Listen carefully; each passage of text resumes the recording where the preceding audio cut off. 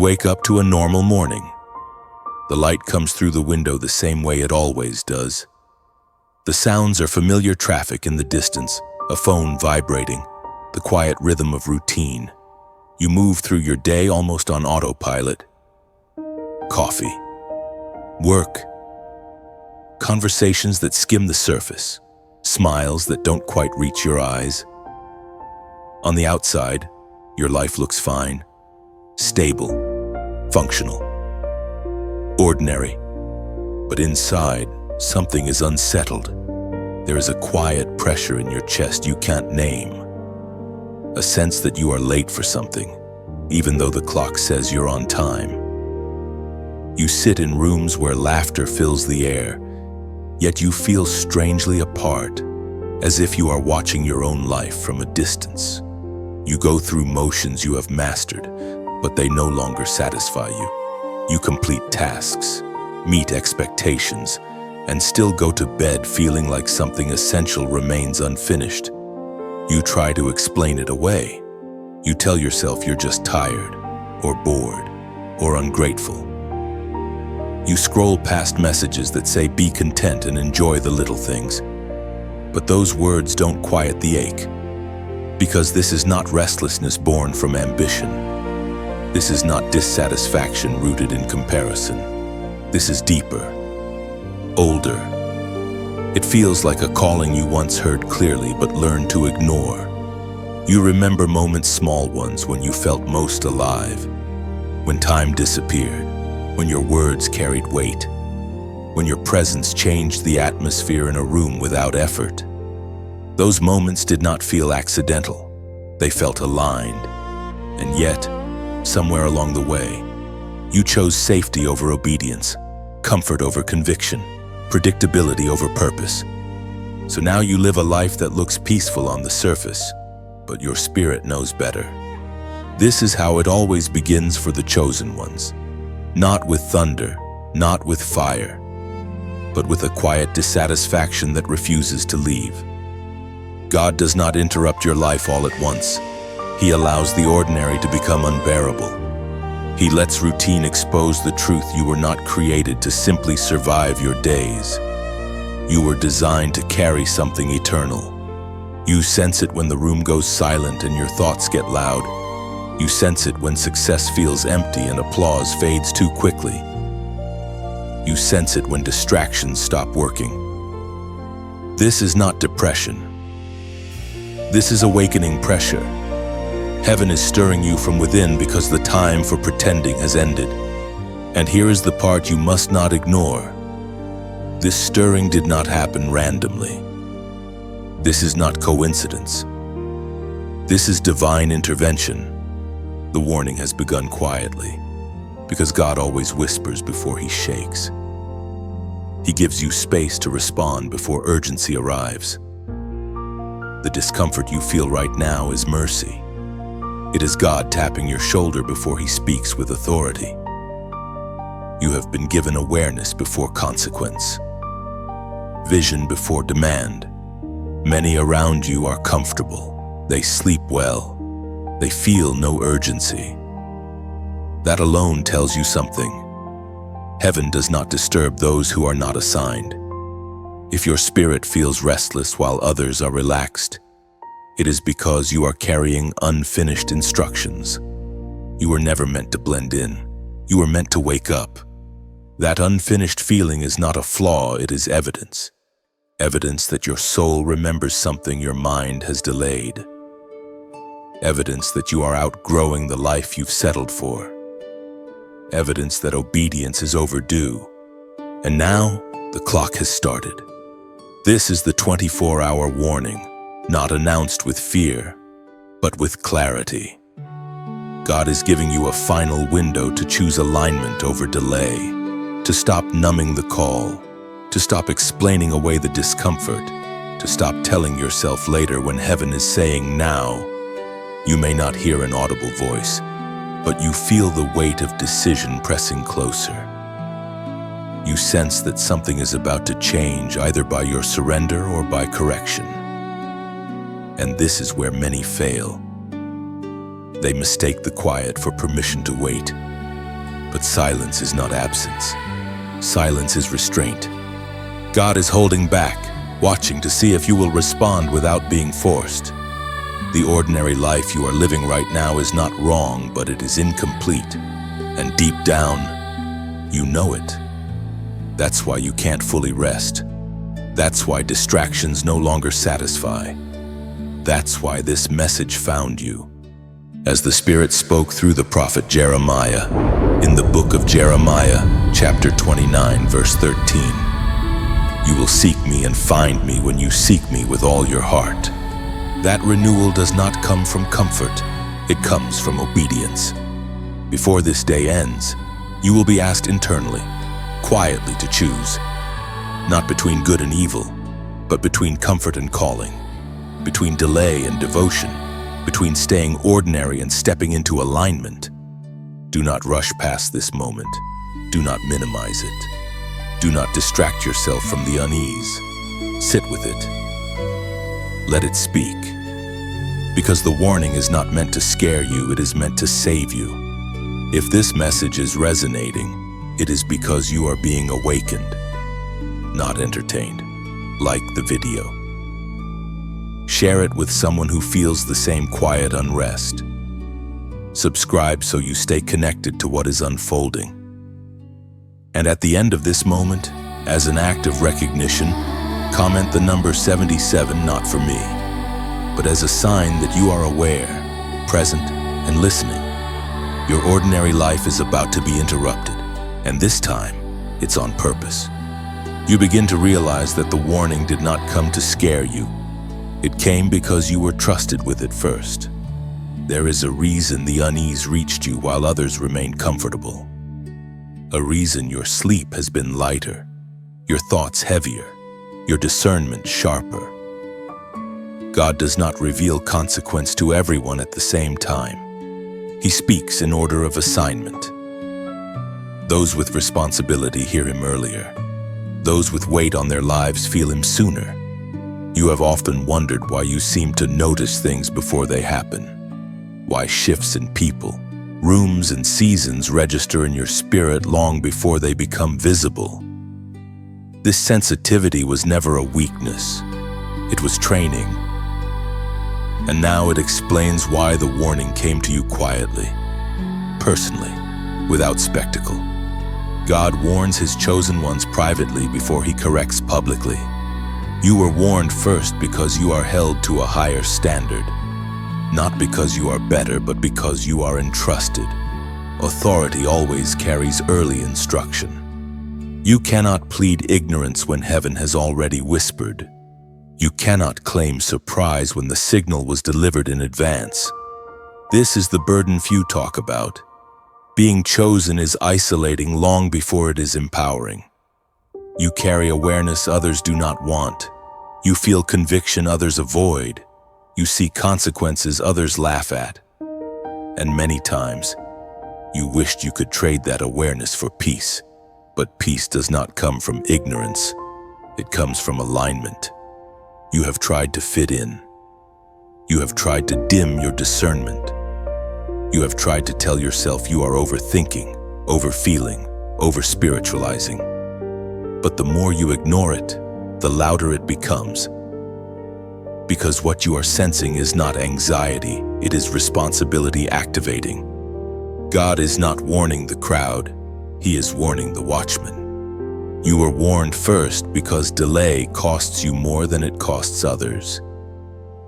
What might be harmless disobedience for someone else becomes dangerous compromise for you. What others can casually entertain becomes a foothold of erosion in your life. You are not permitted the same margin for distraction because your calling requires clarity. That is why your joy drains quickly when you step out of alignment.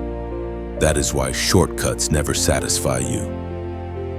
That is why success without obedience feels hollow.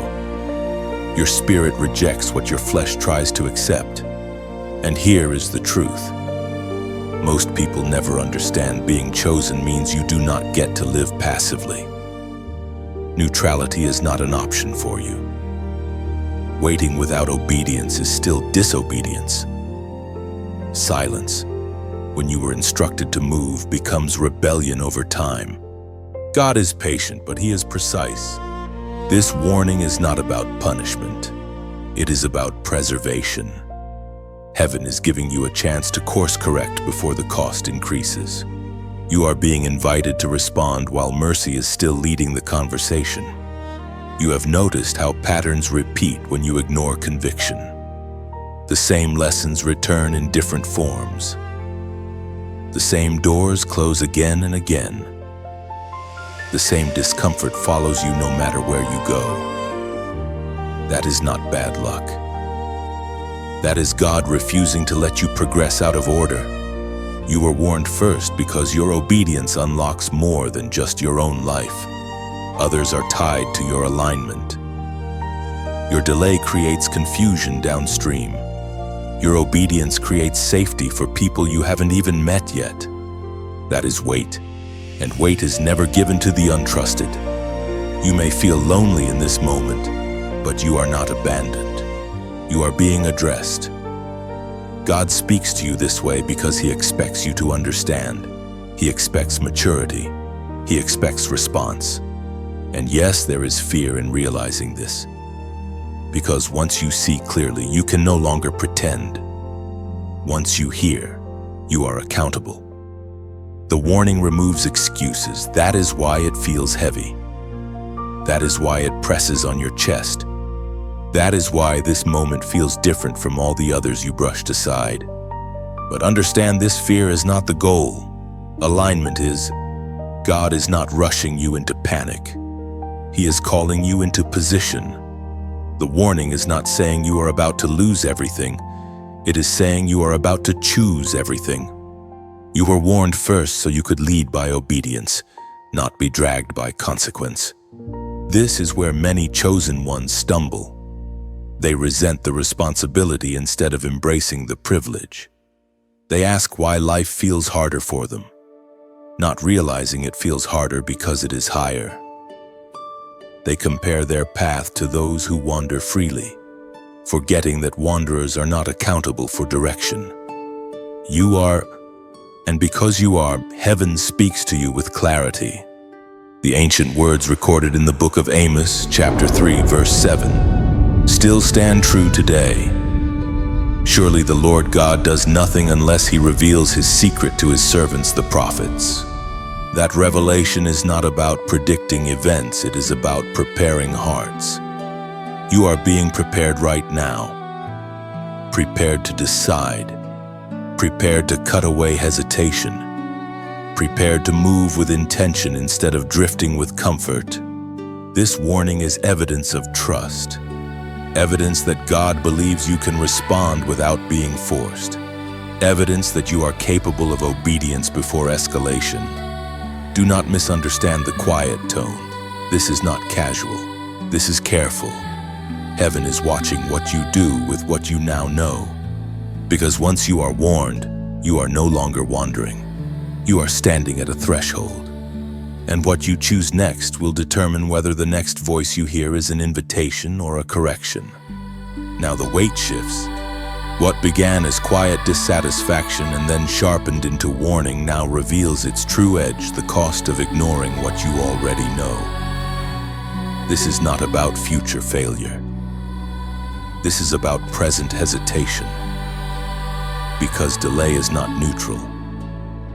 Delay is a decision disguised as patience. You have felt it, the internal negotiations, the subtle compromises, the promises you make to yourself that you will obey soon. You tell yourself that timing matters, that conditions aren't right yet, that you need more clarity, more confirmation, more peace. But what you are really doing is postponing surrender, because surrender will cost you something familiar. God is not unclear, He is uncomfortable. And that discomfort is intentional. The danger you face is not sudden collapse, it is slow erosion. The gradual dulling of conviction, the quiet numbing of sensitivity, the ability to hear God clearly but respond weakly. This is how chosen ones lose momentum without ever leaving church. Prayer, or spiritual language. They stay informed but unchanged. Ignoring this warning does not make it disappear. It trains your spirit to tolerate distance from obedience. At first, nothing dramatic happens. Life continues. You still function, you still smile, you still pray, but something subtle begins to shift. You notice prayer feels harder. Discernment feels cloudy, peace feels conditional. Not gone, but interrupted, and if ignored long enough, interruption becomes normal. This is where many fall not into rebellion, but into spiritual anesthesia. You were not warned to frighten you. You were warned to prevent that numbness, because once sensitivity fades, consequences no longer feel loud. And when consequences don't feel loud, correction becomes severe. There is a line unmarked, unannounced, where mercy steps back and consequence steps forward. Not because God is cruel, but because growth requires response. Grace empowers obedience. It does not replace it. You are closer to that line than you think. This is why the warning feels heavier now. The earlier sections stirred awareness. This one demands decision. Heaven is no longer asking if you hear, it is watching if you move. You cannot unknow what you now know. You have already identified the areas of compromise, the relationships you should have stepped away from, the habits you should have cut off, the obedience you keep delaying because it threatens comfort. You know exactly where alignment broke down, and pretending you don't know only deepens the fracture. Chosen ones are not destroyed by sudden evil. They are weakened by tolerated disobedience. This is the cost. Clarity without courage leads to confusion. Conviction without action leads to frustration. Calling without obedience leads to internal conflict. That is the battle you feel raging inside you right now. Not demons, not people, not circumstances, but truth-demanding movement. And understand this: God does not endlessly repeat warnings. He escalates them. First comes discomfort, then conviction, then consequences. Each stage is mercy. But mercy does not mean delay has no price. It means the price is not yet final. You are still in the window, but the window is not wide open, it is narrowing. This is why you feel pressure without panic, urgency without chaos, gravity without fear. Heaven is pressing you toward alignment before momentum is lost. And here is what makes this moment dangerous: you are still functional enough to ignore it. Life has not collapsed. Nothing has forced your hand. That is why many miss their turning point. They wait for pain instead of responding to warning. But chosen ones are expected to move before pain arrives. The ancient words recorded in the book of Hebrews, chapter 3, verse 15, speak directly into this moment today. If you hear his voice, do not harden your hearts. Hardening does not happen instantly. It happens by saying later too many times. Every delay builds tolerance. Every tolerance builds distance. And distance left unchecked becomes disconnection, not from God's presence, but from his clarity. You will still believe, you will still worship, but you will struggle to obey quickly. And delayed obedience is obedience that has lost power. This is why heaven is confronting you now. Not tomorrow, not next season, not after another sign. Now, you are standing at a point where ignoring the call will cost more than answering it. The price of obedience feels high, but the price of delay is higher. One costs comfort, the other costs clarity. You cannot remain where you are and become who you are called to be. Something must give, and deep down, you know exactly what that something is. This is not condemnation. This is clarity. And clarity demands response. So here is the act, not a performance, not a superstition, but a decision marker. Comment this short phrase, no more than 4 words: I choose obedience. This is not for visibility. It is for alignment. Words spoken or written solidify intention. When you articulate obedience, You move it from thought into commitment. You are not announcing perfection, you are declaring direction. Because the moment you choose obedience, heaven responds with strength. And once you choose, the warning shifts into empowerment. But if you scroll past this moment, minimize it, delay again, understand this clearly, you are training your spirit to resist future instruction. And that resistance will not feel dramatic. It will feel normal. Do not let that happen. The cost of ignoring this call is not immediate loss, it is gradual dimming. And you were never meant to live dimmed. This is your moment to respond while mercy is still speaking softly. Choose now before silence becomes severe. At this stage, the warning turns inward. You are no longer being asked to recognize the call or count the cost. Now you are being shown what must be cut away. Because destiny does not only require addition, it demands subtraction. God does not place new wine into old skins. He removes what cannot travel with you before he releases what must come through you. This is the part most people avoid. Not because they don't love God, but because letting go feels like loss. You have grown attached to things that once served you but now silently sabotage you. Habits that once soothed you but now slow you. Mindsets that once protected you but now imprison you. People who once understood you but no longer align with where you are being taken. And here is the hard truth: if God has to force removal, it will hurt more than if you surrender willingly. You already know what needs to go. You feel the check in your spirit when you return to certain environments. You sense the drain after certain conversations. You notice how some routines dull your urgency instead of sharpening it. These are not coincidences. These are indicators. God rarely removes things randomly. He removes them because they are blocking flow. Flow of clarity, flow of authority, flow of peace. You have been trying to carry calling weight while holding on to emotional clutter. You cannot ascend while dragging what belongs to a lower season. That is why progress has felt heavy. Not because you are weak, but because you are overloaded. Cutting away is not rejection of people. It is protection of purpose. Some connections were valid for survival, but they are incompatible with leadership. Some patterns were necessary during healing, but they are dangerous during activation. If you do not release them, they will eventually demand loyalty that conflicts with obedience. This is where chosen ones must mature. You cannot keep explaining away what God keeps exposing. Repeated conviction is not confusion, it is insistence. Heaven is pointing again and again because this area determines whether acceleration is safe for you. God will not promote what he cannot trust.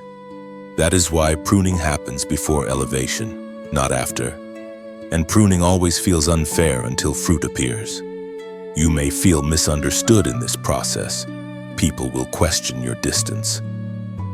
Some will accuse you of changing. They are right, you are. Alignment always looks like betrayal to those who benefited from your old version. But remember this: God never asks you to cut away without intention. What you lose in familiarity, you gain in authority. What you lose in comfort, you gain in clarity. This is not punishment, this is preparation. And there is another layer many miss: mindsets. You must cut away the belief that you need permission to obey. You must cut away the habit of over-explaining your obedience. You must cut away the fear of disappointing people when God has already spoken. Obedience that waits for applause will always stall. You are not called to be understood by everyone. You are called to be aligned with heaven. This is where peace returns, not because life gets easier, but because resistance ends.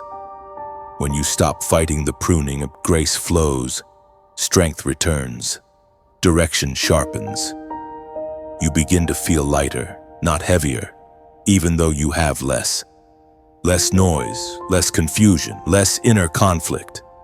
And with that clarity comes protection.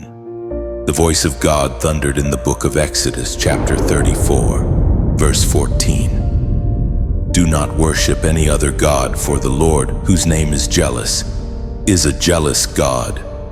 That jealousy is not insecurity, it is covenant protection. God guards what belongs to Him. And when something competes with your devotion, He calls it out, not to shame you, but to secure you. What you release now will not be needed where you are going. If this message is helping you see clearly, receive it with gratitude. You can quietly support this work by liking the video, sharing it with someone who feels the same internal pruning, and subscribing so you stay connected as the message unfolds. Not out of pressure, but out of alignment. Because what comes next requires community, not isolation. You are not being stripped, you are being streamlined. And once the excess is gone, the acceleration will make sense. Do not mourn what you release. Bless it and move forward. The cutting away is almost complete, and what remains is exactly what heaven can use. Now the instruction becomes practical. This is where many people miss the moment, not because they don't believe, but because they keep asking God for something new when He is waiting on them to obey something old. You have been praying for fresh direction, fresh confirmation, fresh clarity, while heaven has been pointing to the same instruction again and again. Stop asking for new instructions. Start obeying the last clear one. This is not a rebuke, it is a realignment. God is not withholding answers. He is withholding updates. Because updates are only released after implementation. You do not get the next step while ignoring the current one. That is not how heaven operates. Revelation follows obedience, not curiosity. You already know what to do. That sentence may make your spirit tense, because it removes excuses. You know which conversation you were supposed to have. You know which habit you were supposed to stop. You know which door you were supposed to walk away from. You know which discipline you were supposed to begin. You know which compromise you were supposed to end. And instead of obeying, you kept praying. Prayer without obedience becomes delay disguised as devotion. So here's the practical instruction for this window. Pause the requests for what's next. Silence the questions about timing, calling, and future seasons. For the next phase, your assignment is not to ask, it is to act. Obedience is not complicated, it is uncomfortable. Start small, but start exact. If God told you to forgive, forgive without waiting to feel ready. If God told you to leave, leave without securing every outcome. If God told you to speak, speak without rehearsing perfection. If God told you to stop, stop without replacing it with another distraction. Do not spiritualize hesitation. Do not negotiate obedience. Partial obedience still delays momentum. You may be tempted to say, but I'm waiting for peace. Peace is not the prerequisite for obedience. Peace is often the result of it. Courage comes first. Peace follows. This is how the chosen ones move differently. They obey with clarity, not comfort. They act while emotions lag behind. They trust that strength will meet them in motion, not before it. Another practical instruction: stop revisiting decisions God has already settled. Every time you reopen a closed door in your mind, you weaken resolve. You keep reliving old options, old versions of yourself, old justifications. That mental backtracking drains authority. Decide once, then stand. And here is something crucial: obedience must be immediate to remain powerful. Delayed obedience loses sharpness. What could have been done quietly now requires force. What could have been light now feels heavy. You are still within the window, but the window is not permanent. Heaven responds to movement. When you take one obedient step, clarity increases. When you take two, strength follows. When you take three, provision appears. But if you remain still asking questions, nothing advances. This is why you feel stuck, not because you are blocked, but because you are paused. Another instruction: remove distractions, that dull conviction. For the next season, you must be ruthless with what consumes your attention. Noise is the enemy of obedience.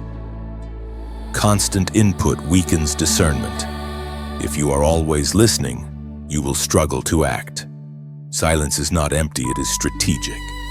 Create space where obedience can be heard clearly and executed quickly. That may mean less scrolling, fewer conversations, fewer opinions. Obedience thrives in simplicity. And remember, this God is not asking you to do everything. He is asking you to do the one thing He already showed you. Do that first, then wait, not passively but attentively. Because once you obey, heaven accelerates, protection activates, resistance weakens. What felt heavy becomes manageable. What felt impossible becomes ordered.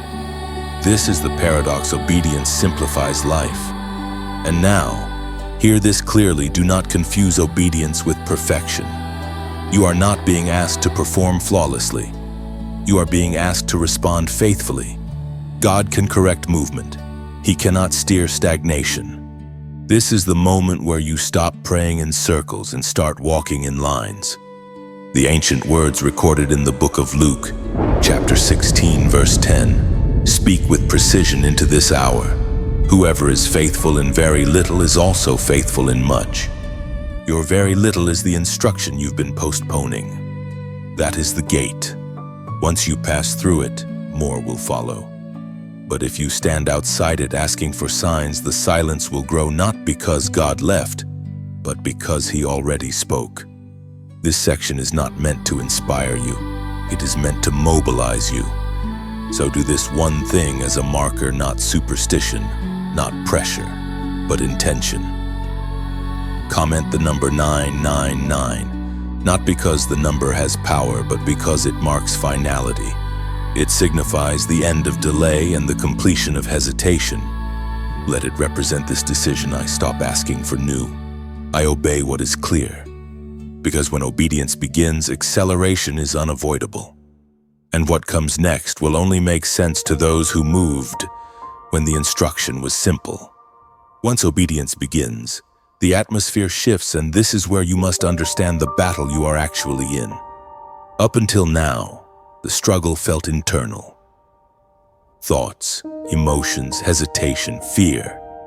But as soon as you move in obedience, resistance becomes external. This is not coincidence. This is confirmation. Darkness does not react to intention, it reacts to movement. The moment you stepped into alignment, you became visible. Many chosen ones are confused at this stage. They ask why things feel harder after obedience instead of easier. They wonder why opposition increases when they finally do the right thing. But this is not punishment. This is exposure. You have crossed from preparation into engagement. You are not fighting people. You are not fighting circumstances. You are not fighting bad timing. You are in a spiritual conflict over authority. Before obedience, you were potential. After obedience, you are a threat. That is why distractions intensify. That is why old temptations resurface. That is why misunderstandings arise suddenly. That is why fatigue hits without warning. These are not random setbacks. They are strategic attempts to pull you back into hesitation, doubt, or retreat. And here is what you must understand clearly: the enemy does not need you to fall. He only needs you to stop. If he can delay you, exhaust you, confuse you, or isolate you, the outcome is the same: momentum breaks. That is why the pressure now feels layered: mental, emotional, relational, spiritual. But do not misinterpret this pressure as a sign you chose wrong. Pressure means you chose right. You are now standing in contested territory. Territory that was quiet when you were passive. territory that became hostile when you moved with authority. This is how you know the assignment is real. Chosen ones are not attacked for who they are attacked for what they carry. You carry clarity, you carry alignment, you carry consequence. And consequence threatens systems built on delay and compromise. This is why you must not personalize the resistance. Do not internalize it as failure. Do not question your obedience because of opposition. Opposition is often the echo of impact before results appear. But here is the warning. Within the warning, you cannot fight this battle with human tools. Overthinking will not help you. Explaining yourself will not protect you. People-pleasing will not shield you. This battle requires steadiness, not speed, awareness, not anxiety. You must learn to stand without flinching. The greatest danger in this phase is reacting emotionally to spiritual pressure. When you react instead of discern, you drain your authority. When you defend instead of stand, you lose ground. Silence, restraint, and discipline become weapons here. You do not need to confront everything. You do not need to answer everyone. You do not need to prove anything. Authority does not announce itself, it holds position. This is why isolation may increase not as abandonment, but as protection. God often reduces noise around chosen ones during spiritual conflict. Fewer voices, fewer opinions, fewer distractions. Not because you are being punished, but because focus is required. You are being trained to discern what deserves your energy and what does not. And this is crucial. Do not romanticize the battle. This is not about drama or intensity. It is about endurance. The real victory here is consistency, showing up aligned every day, obeying even when nothing feels dramatic, remaining grounded when emotions fluctuate. This is where many lose ground, not through sin, but through exhaustion. So pace yourself. You are not in a sprint. You are in positioning. The goal is not to win quickly, but to stand firmly. The longer you stand, the weaker the resistance becomes. Darkness cannot sustain pressure against someone who refuses to retreat. And here is the quiet power you must reclaim: rest. Rest is not disengagement, it is trust. When you rest without guilt, you declare that God is fighting what you cannot see. Anxiety hands the battle back to you. Rest hands it back to heaven. Do not let fear convince you that everything depends on you. Obedience brought you here. Sustaining grace will keep you here. And remember, this battle is not meant to destroy you. It is meant to reveal you. The Apostle Peter warns us in his first letter, in the book of 1 Peter chapter 5, verse 8. Be alert and of sober mind. Your enemy, the devil, prowls around like a roaring lion looking for someone to devour. Once you see this, your posture changes. You stop fighting people and start guarding alignment. You stop reacting to noise and start listening for instruction. You stop measuring progress by comfort and start measuring it by clarity. You are not losing ground. You are being established. This phase will not last forever, but it will shape how you carry authority in the next one. What you learn to stand against now will not have power over you later. Do not retreat. Do not dramatize. Do not grow careless. Stand, because the moment is approaching when resistance will break not with noise, but with surrender. And when it does, you will realize something unmistakable. You were never under attack. You were being recognized. Now you are standing at the edge of something irreversible. This is not another emotional high. This is not another moment of inspiration that fades by morning. This is a crossing, a threshold where going back will never feel the same, even if you try. Because once alignment settles into your bones, compromise becomes unbearable. Once clarity sharpens, confusion loses its grip. Once authority awakens, hesitation feels foreign.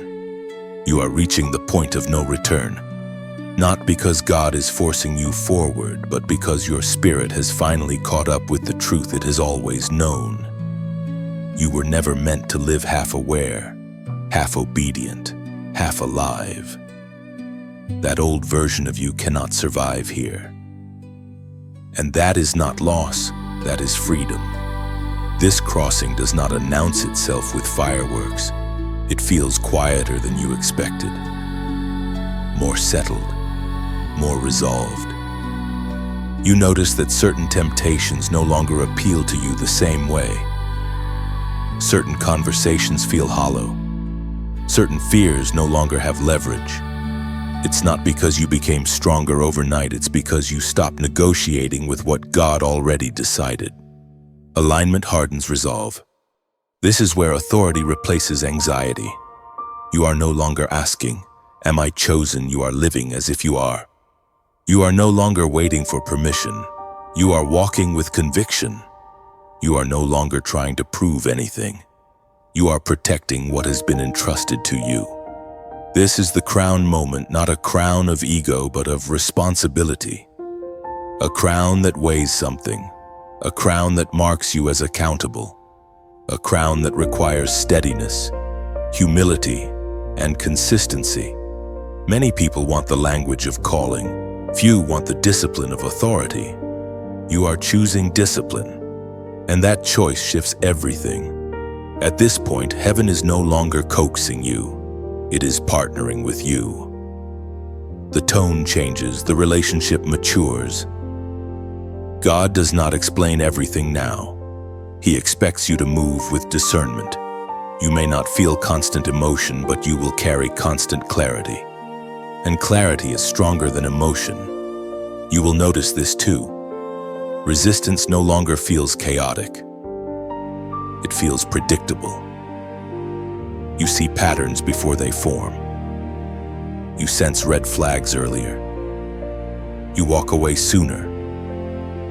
This is not paranoia. This is wisdom activated by alignment. You are crossing into a life where obedience becomes instinct. That is the point of no return. From here, you don't ask, "Is this right or wrong?" You ask, "Does this protect the assignment?"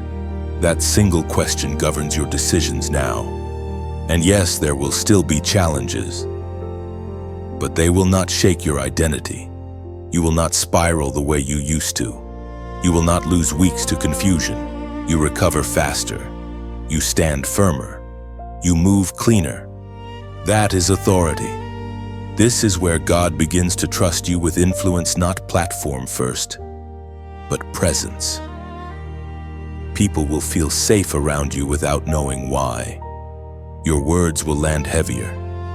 Your silence will speak louder.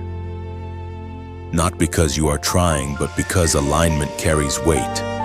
This is how the chosen ones lead quietly, steadily, unmistakably. You may grieve certain versions of yourself that cannot come with you. That is normal. Growth always includes mourning what once felt familiar. But do not romanticize who you used to be. That version survived. This version is meant to lead. You have crossed too far to pretend again. And understand this clearly, there is no neutral ground ahead. You are either advancing in alignment or resisting it. Coasting is not available anymore, but do not fear that, because momentum now works for you, not against you. Heaven backs those who move decisively, as Jesus himself declared in the Gospel of Luke, chapter 9, verse 62. No one who puts a hand to the plow and looks back is fit for service in the kingdom of God. This is not a threat. It is a truth about focus. Looking back fractures authority. Moving forward solidifies it. You are not being asked to sprint. You are being asked to commit. And commitment changes how life responds to you. If this message has helped you stay aligned through this crossing, receive it with gratitude. You can quietly support by liking the video, sharing it with someone standing at their own threshold, and subscribing so you remain connected as this journey continues. Not out of obligation, but out of resonance. Because this is not content, This is confirmation. You are not late. You are not confused. You are not disqualified. You are aligned. And alignment brings you into rooms you don't have to force your way into. It brings protection you don't have to beg for. It brings authority you don't have to announce. From here on, your life will speak for you. You have crossed the point of no return. And what awaits you is not chaos, but clarity crowned with responsibility. Stand in it. Walk steadily and prouder and do not look back. You do not need a dramatic ending here. What matters has already settled inside you. This message was not meant to close a chapter. It was meant to leave a door open, an open space where your next decision will speak louder than any words you've heard. You are walking away from this moment with awareness. And awareness always creates responsibility. What you do next does not need to be announced. It needs to be lived. Some of you will sit quietly after this, letting the weight of clarity settle. Some of you will feel a calm resolve, others a gentle urgency. Let it be exactly what it is. There is no rush to label it. Alignment does not need noise to prove itself. If this message helped you recognize where you stand, receive it with gratitude. And if you feel led, only if you feel led, you may like or share it so someone else can recognize their own moment. There is no pressure here. Those who are meant to find it will. What matters now is not what you say, but what you protect. Not what you promise, but what you practice. Not what you felt in this moment, but what you choose afterward. The path ahead is clear enough for the next step, and that is all you need.